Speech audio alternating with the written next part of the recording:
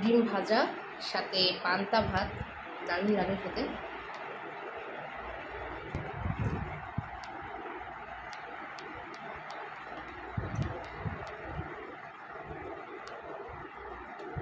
খুব দারুণ লাগছে খেতে।